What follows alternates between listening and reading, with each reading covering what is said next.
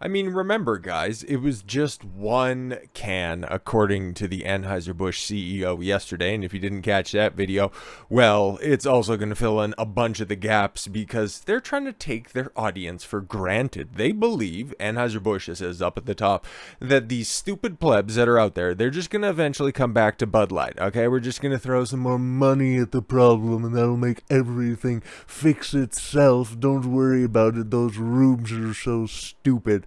Oh boy, I have videos for days, and I got a recommended one that we might have to take a look at tomorrow. But for right now, we already know. We already know that they lost the blue collar market. What about the yuppies that are up in Boston? Okay, this one's a little bit different because okay, you got sports fans. Bud Light markets heavily with the MLB. It's inexorably linked in just about every single ballpark across the entire league.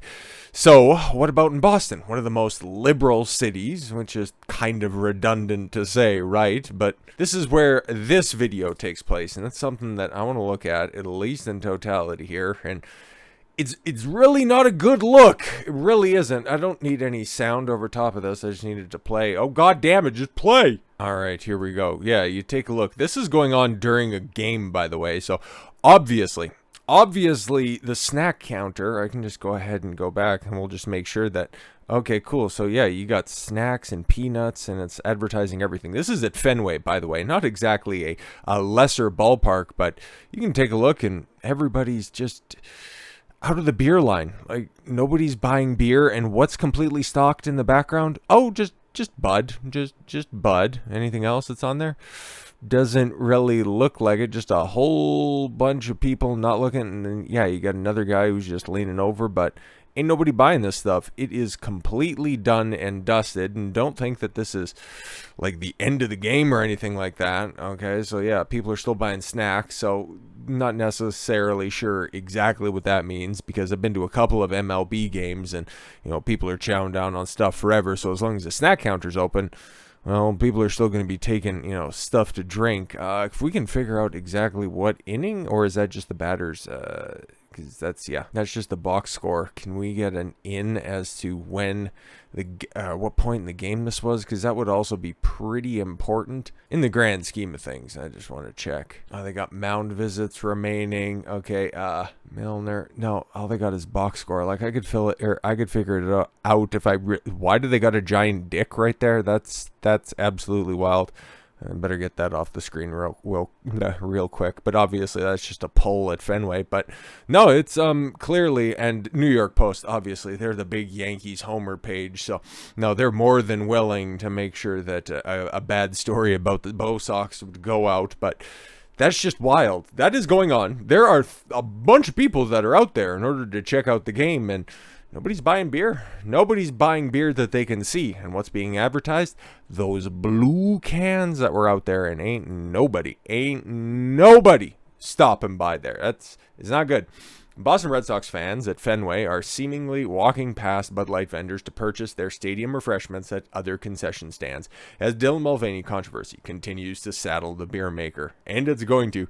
You can take a look at the other headlines that are up there as well. Bud Light will be extinct in a few years over distancing from Dylan Mulvaney. Yes, we talked about this yesterday as well, and unfortunately I did myself a gigantic disservice by releasing that video in the middle of the night. Sorry about that, but hey man, with the advent of the internet, still going to be up. So if you want the complete story, I even got an entire playlist on YouTube, and y'all are solid over on Rumble, and they don't have the goofy algorithm over there, so don't even worry about it. But for one reason or another, everybody is trying to figure out why exactly Bud Light is going to be going out of business. You got the left saying because you didn't embrace trans hard enough, and then you have the other side saying because you embraced trans so hard. Because who's your consumer base? Who's your consumer base? Blue collar individuals and sports fans. And do either of them just want to side with the trans agenda? Not really. They want escapism. They don't want to be preach towards. Fenway Park Bud Light stand ghost town, wrote Luis Tejada, a Massachusetts-based real estate agent who posted the video, which has generated more than 1.2 million views as of Thursday.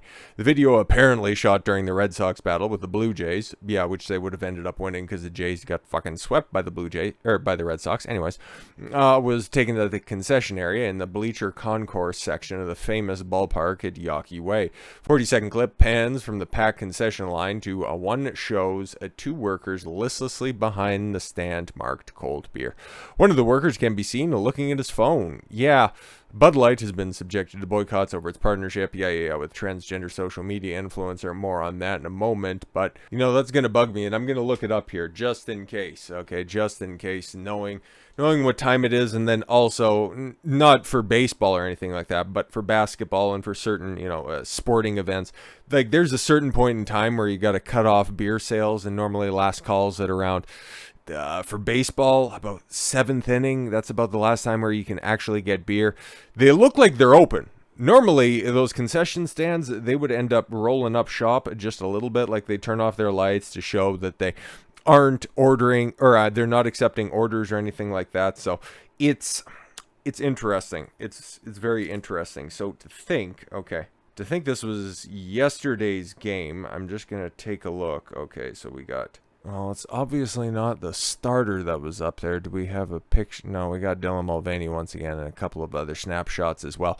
And I find this incredibly funny. Well, since we're down here, don't mind all the scrolling and stuff. But I notice the interaction on this stuff, but it's not on the front page of the New York Post. Like, I had to know about the story and then do some searching through it, but it's interesting because this used to be right at the top of the search a little while ago, and obviously the story is still incredibly popular. It's getting good interaction on the website, but I'm just wondering if Anheuser Busch, a part of their marketing strategy, is starting to pay off these places to not quite advertise these anti-Bud Light, or at least, critical Bud Light stories and put them towards the bottom. That's obviously just my thought on the subject, but I want to see who, forgive me for a moment. Now, it's tough to say, really, because that player profile picture, it looks like it's either early in the game, which makes this incredibly bad, or I wish there was a better picture of the Boston pitcher there, okay? Because I don't think that's Jordan Schreiber.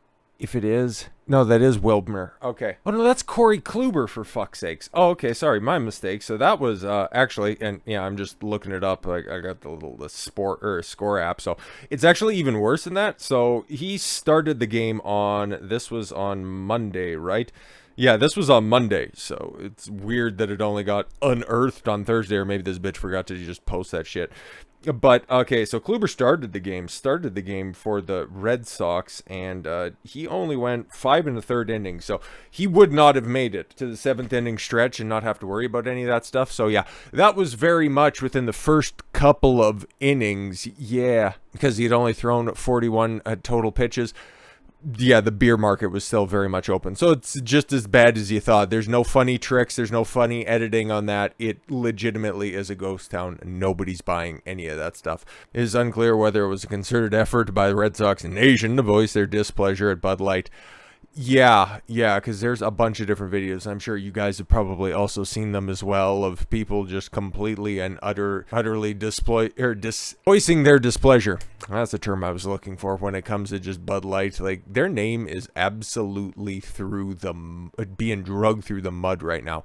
It's really hilarious. In one video posted to her social media, Mulvaney is seen dressed as Audrey Hepburn, trying to drum up new work because allegedly, Anheuser Busch fired the ad agency that is tied to Dylan Mulvaney. They're probably also tired of that as well. Anheuser Busch is telling U.S. beer distributors it has fired the third-party agency. See, where we totally support the movement, but we just no longer want to work with the marketing department that brought that on board. So yeah, but the beer giant is staying tight-lipped about the marketing firm's identity. Of course, the company's global CEO, Michael Ducaris, I reported on it this week, came out swinging at the misinformation. It was just one can. It wasn't an official marketing plan.